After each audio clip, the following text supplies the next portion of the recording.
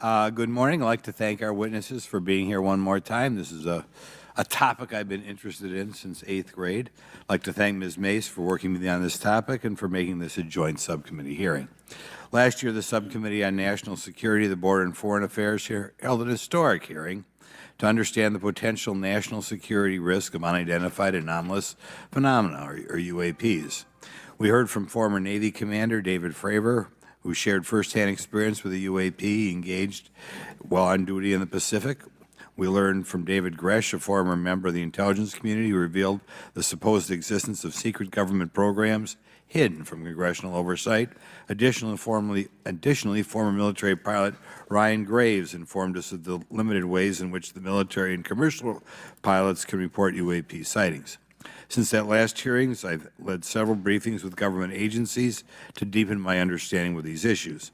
First, the Department of Defense Inspector General's Office informed us that the Department of Defense does not have a streamlined process for service members to report UAP activity. Since then, the Joint Chiefs have implemented standards for UAP reporting across the services. The Intelligence Community Inspector General informed us that whistleblowers often fear retaliation for reporting mismanagement of highly sensitive government projects or information. Finally, AARO has expressed to the committee that, like any other federal government agency, it's faced challenges in its establishment, specifically in hiring staff to manage UAP historical records and coordinating with other federal agencies. While these agencies have been helpful to us in understanding the challenges that come from collecting UAP data, none of them have been able to substantiate the claims made at this hearing last year by David Grush. Despite our committee members endlessly questioning these agencies inside and outside of a SCIF. I hope our witnesses today will be able to provide evidence and content that is worthwhile to our pursuits of eliminating government waste and increasing transparency. To help alleviate some of the roadblocks, I'm supportive of measures that were included in last year's National Defense Authorization Act to increase transparency and improve record-keeping measures when it comes to UAPs.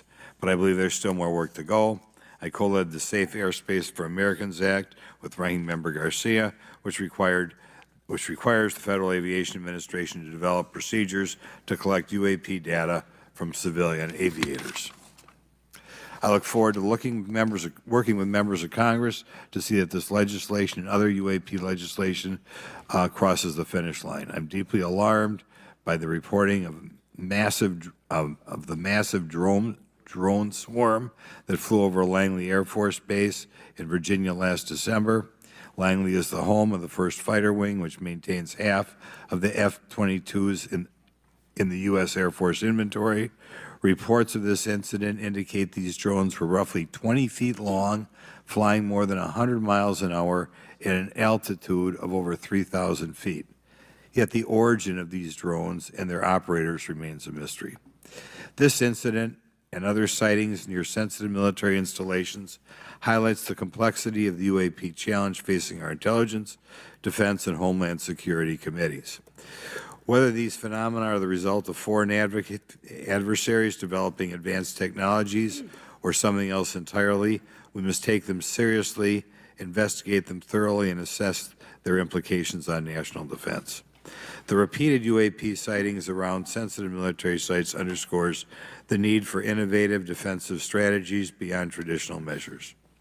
They also highlight the urgent need for updated policies to address emerging threats as well as more effective interagency cooperation and intelligence sharing. However, none of this is going to be possible without transparency. For far too long, critical information about UAPs has been either classified or ignored, leaving the American public and key congressmen without clarity needed to make informed decisions. Declassifying reports and fostering a more open dialogue about UAPs will not only increase the public trust, but also encourage collaboration between government, the scientific community, and our allies. Quite frankly, there's been things that have been kept secret that is, I think, old enough that there is no reason it shouldn't be released, regardless of any so-called, private information. A transparent approach will allow us to share insights, identify patterns, and develop new strategic defenses. As we continue to investigate these phenomena, we must do so with a mindset of protecting our country, advancing scientific discovery, and upholding the trust of the American people, who right now I don't think have trust, and it's just obvious. I don't have trust. We cannot shy away from the unknown, especially when the stakes are so high. I look forward to discussing these matters with the witnesses today.